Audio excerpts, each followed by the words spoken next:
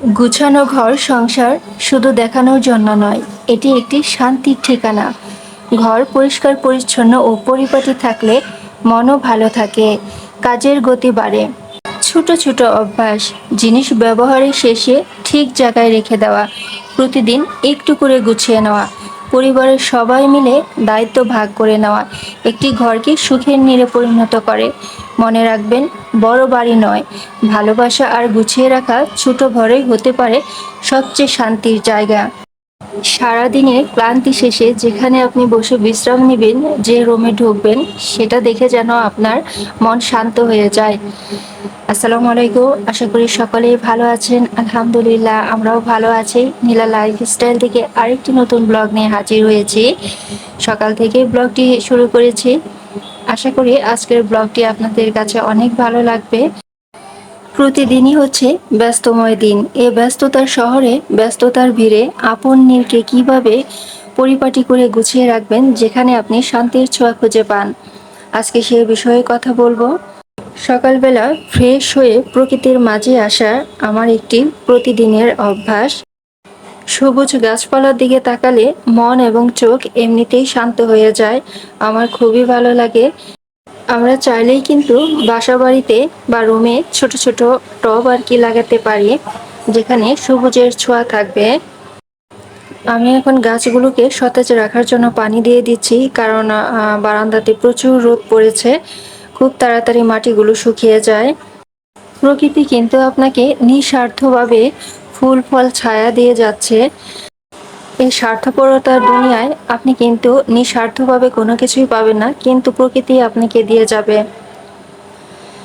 সকালের নাস্তা বানানোর জন্য রান্নাঘরে এসেছি। তো সকাল থেকেই কাজগুলো শুরু হয়, সকাল থেকে একদম রাত পর্যন্ত সারাটা দিনই আর কি চলে। সকালের কাজ কিন্তু রান্নাঘর থেকেই শুরু হয়ে থাকে। তো রান্নাঘরে রান্না করার আগে যদি সবকিছু গুছানো থাকে, তাহলে কিন্তু রান্না করতে ভালো লাগে, ক্লান্তি বোধ আসে না। আর যদি রান্নাঘরে ঢুকেই দেখা যায় যে সবকিছু এলোমেলো হয়ে আছে, ধোয়া হয়নি, তাহলে কিন্তু রান্না করতে ততটা ভালো লাগে না, অনেকটা চাপ মনে হয়। সে কারণে আমরা যখন রাতে শোয়ার আগে যদি সকালবেলা কি রান্না করব সেগুলো যদি গুছিয়ে রাখি, বা থালাবাটি সব কিছু যদি রাতেই ধুয়ে রাখি, তাহলে কিন্তু সকালবেলা সেই কাজের চাপটা পড়ে না, রান্নাঘরও পরিষ্কার থাকে, আর সকালবেলা রান্না করতেও ভালো লাগবে। তাই রাতেই যদি আমরা সবকিছু গুছিয়ে রাখি, তাহলে কিন্তু কাজটা অনেক সুন্দর হয়ে যায়।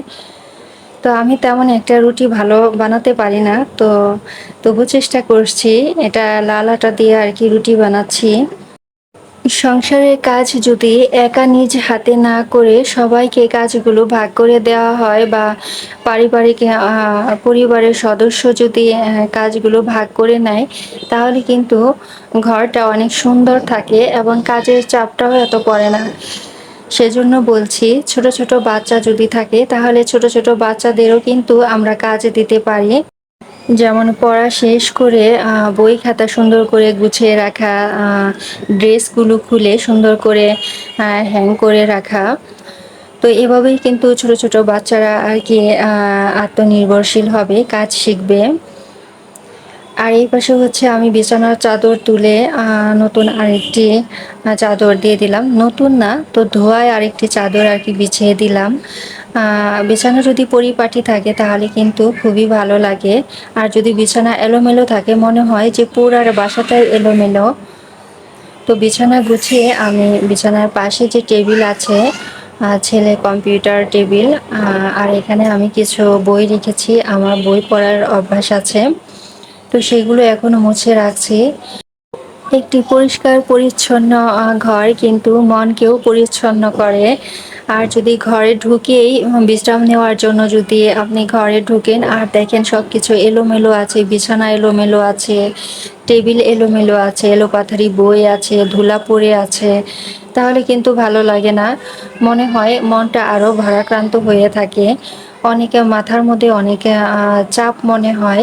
আর সব কিছু যদি গুছানো থাকে, সেটা দামি না হোক বা অনেক ভারী আসবাবপত্র না হোক, যেটা আছে সেটাই যদি গুছিয়ে রাখা হয়, তাহলে কিন্তু অনেক সুন্দর লাগে, অনেক হালকা মনে হয়।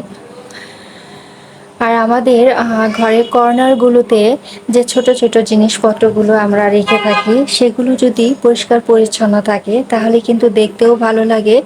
আর ছোটোখাটো জিনিস কিন্তু দেখা যায় যে হারিয়ে যায়। যেমন এই তো সুই সুতা কিন্তু আমাদের প্রত্যেকেরই কম বেশি কাজে লাগে। আমি যেহেতু সেলাই মেশিনে কাজ করি সে কারণে আমার এখানে সুই সুতো অনেকগুলো আমি একটা কৌটোতে রেখেছি।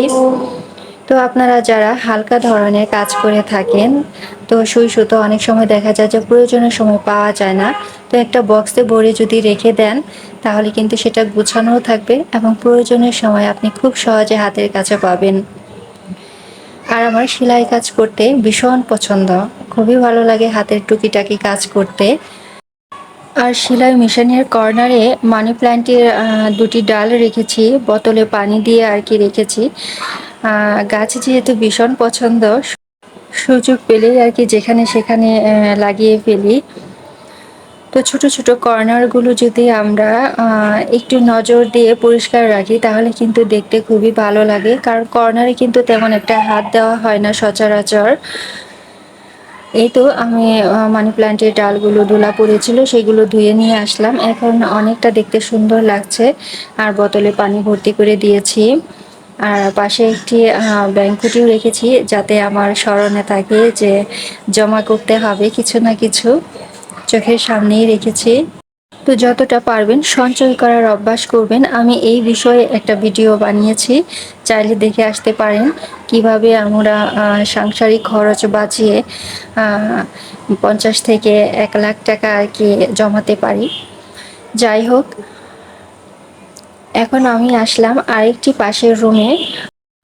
মাকড়সার জাল কিন্তু আপনি যতই পরিষ্কার করান না কেন তারপরেও মাকড়সার জাল পড়ে যায়, কারণ এরা দ্রুত জাল তৈরি করে আর বংশবিস্তার করে থাকে। সে কারণে মাকড়সার জালগুলো দীর্ঘদিন সময় না নিয়ে আপনি যখন রুম ঝাড়ু দিবেন তখন যদি ঝেড়ে ফেলেন তাহলে কিন্তু রুমটাও পরিষ্কার থাকবে আর কাজের চাপ কমে যাবে। তো আমি মাকড়সার জাল উপরে ভেঙে আর কি এখন নিচে যে ফার্নিচারগুলো আছে টুকিটাকি সেগুলো হচ্ছে পরিষ্কার করব। তো সোফাতে কিন্তু আমরা প্রতিদিনই বসে থাকি, এটা প্রতিদিনই আর কি ব্যবহৃত হয়ে থাকে। আর এটাতে ধুলাবালিও পড়ে, ময়লাও পড়ে। এটার যে ডিজাইনটা আছে, সেলাইটা আছে, এর ভেতরে কিন্তু দেখা যায় যে ছোট ছোট ময়লাগুলো আটকে থাকে, যা আমি কাপড় দিয়ে পরিষ্কার করলে ওগুলো বের হয় না। সে কারণে যদি আমরা বিছানার ঝাড়ু ব্যবহার করি তাহলে কিন্তু খুব সহজে এগুলো বের হয়ে আসবে। তো আমি এখন এগুলো খুঁচিয়ে খুঁচিয়ে আর কি বের করব। তো কর্নারে যে ময়লাগুলো থাকে সেগুলো কিন্তু নরম কাপড় দিয়ে আপনি হাত দিয়ে বের করতে পারবেন না।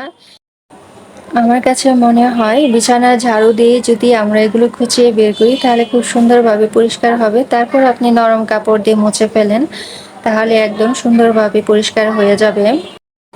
আমি কিন্তু ছোট ছোট অংশে কাজগুলো দেখাচ্ছি, কারণ একসাথে যদি আমি পুরো রুমের কাজগুলো দেখাই তাহলে ভিডিও কিন্তু অনেক লম্বা হয়ে যাবে। সে কারণে আমি কাজগুলো ছোট ছোট পার্টে আর কি দেখাচ্ছি। তো আমি এখন সোফাটা পরিষ্কার করে নিয়েছি, আর এই পাশে হচ্ছে ওয়ারড্রোবটা আমি এখন পরিষ্কার করে নিব। আমাদের প্রয়োজনীয় যা কাপড় চোপড় ব্যবহৃত জিনিস আছে তা কিন্তু খুব সহজে আমরা ওয়ারড্রোবে রেখে দিতে পারি, তাহলে বাইরে থেকে কিন্তু খুব সুন্দর লাগবে। কিন্তু ওয়ারড্রোবের যে ডিজাইনটা আছে এটা যদি আমরা রেগুলার পরিষ্কার না রাখি তাহলে কিন্তু ওয়ারড্রোবের সৌন্দর্য নষ্ট হয়ে যাবে। এই তো আমি এখন হচ্ছে একটা তোয়ালে দিয়ে আর কি ডিজাইনগুলো মুছে দিচ্ছি। তো শুরুতেই বলেছিলাম যে প্রতিদিনের কাজ যদি আমরা প্রতিদিনই করি তাহলে কিন্তু কাজগুলো অনেক হালকা হয়ে যাবে, অল্প সময়ের মধ্যেই শেষ করতে পারবো। আর যদি জমা করে রাখি অনেক ধুলোবালি পড়ে যায়, দেখা যাবে যে সেগুলো পরিষ্কার করতে অনেক বেশি সময় লাগবে, আর সেগুলো তখন পরিষ্কার করতেও ইচ্ছা করে না, দেখতে খুবই খারাপ দেখা যায়। তো প্রতিদিনের কাজের ফাঁকে যদি আমরা 2-1 মিনিট খরচ করে মুছে ফেলি তাহলে কিন্তু খুব ভালো হয়। আরেকটি বিষয় হলো আমরা যে রুমে দরজার সামনে, তারপর হচ্ছে বিছানার সাইডে পাপোশ রেখে দিই, সে পাপোশ কিন্তু রেগুলার যদি পরিষ্কার না রাখি তাহলে কিন্তু খুবই বাজে একটা অবস্থা। তাই সপ্তাহে না হোক 2 সপ্তাহ পর পর পরিষ্কার রাখার চেষ্টা করবেন। আর রুমের পাশে আমার ছোট্ট বারান্দা আছে, তো সেগুলো এখন ঝাড়ু দিয়ে আর কি মুছে দিব। তো ছোট ছোট গাছ লাগিয়েছি। এখন তো ধোয়া মোছার কাজ শেষ করলাম, তো দুপুরে রান্না করতে হবে। রান্না করার জন্য আমি আবারও রান্নাঘরে চলে আসলাম, আর এখন কাটাকাটি করে নেব। তো রান্না করার আগে অনেকগুলো কাজ জমা হয়, আর রান্নার শেষে কিন্তু অনেক কাজ জমা হয়, এবং কি খাওয়ার পরও অনেকগুলো কাজ জমা হয়।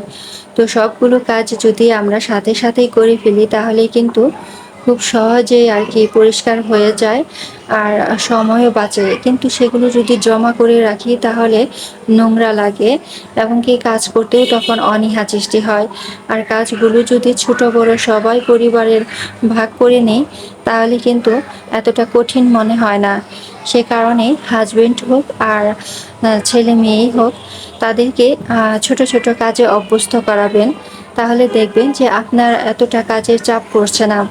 বাচ্চারা দেখা যায় যে পটিটু খেয়ে বিস্কুট চকলেট খেয়ে সেই খোসাটা প্যাকেটটা হচ্ছে ফ্লোরেই ফেলে দেয়।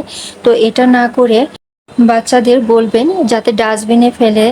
আর অনেকে বাচ্চায় আছে যে খেয়ে সেই প্যাকেটটা খোসাটা হচ্ছে জানালা দিয়ে বাইরে ফেলে। এটা খুবই একটা বাজে একটা অভ্যাস, আমার কাছে খুবই খারাপ লাগে। এতে ঘরে যদিও পরিষ্কার থাকে কিন্তু বাইরের পরিবেশটা কিন্তু খুবই নোংরা হয়। একটা দুটা করে প্যাকেট ফেলে কিন্তু মাস শেষে দেখা যায় যে একদম স্তূপ পড়ে যায়, খুবই নোংরা লাগে। তো এই অভ্যাসগুলো বাচ্চাদেরকে ছোটবেলা থেকেই গড়ে তুলবেন। তো আমি হচ্ছে চাল কুমড়ো ভাজি করব, কেটে আর কি মশলা দিয়ে মাখিয়ে নিয়েছি আর গরম তেলে ছেড়ে দিলাম।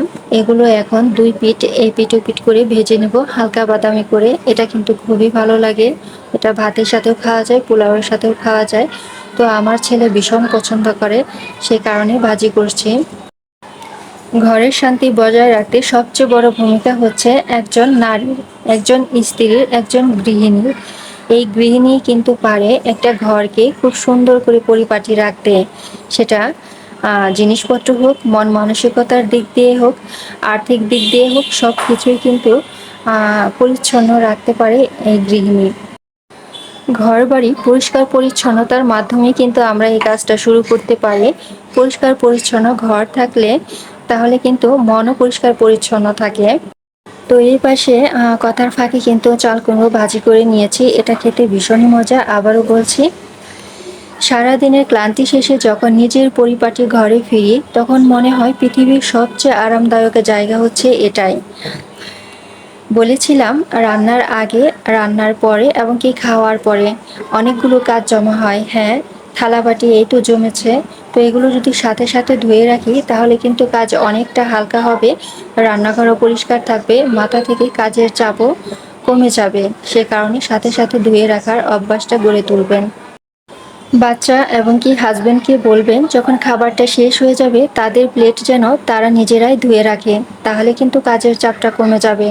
ঘরের প্রতিটি কোণে যদি থাকে পরিচ্ছন্নতা আর যত্নের ছোঁয়া তাহলে সেই ঘরই দিন শেষে ফিরে পাওয়া যায় সবচেয়ে বড় শান্তি। আপনার ঘর যেমনই হোক, ভালোবাসা, পরিচ্ছন্নতা আর যত্নে ভরে তুলুন। গুছানো ঘর মানে গুছানো মন, আর গুছানো মন মানে শান্তিময় জীবন। আল্লাহ তাআলা আমাদের সবার ঘরে সুখ শান্তি ও বরকত দান করুন। তো ভিডিওর শেষ পর্যায়ে চলে এসেছি। আমার ভিডিওটি আপনাদের কাছে কেমন লেগেছে অবশ্যই কমেন্টে জানাবেন, লাইক দেবেন, এমনকি যারা নতুন আছেন তারা অবশ্যই সাবস্ক্রাইব করে সাথেই থাকবেন। আজ এই পর্যন্তই, আল্লাহ হাফিজ।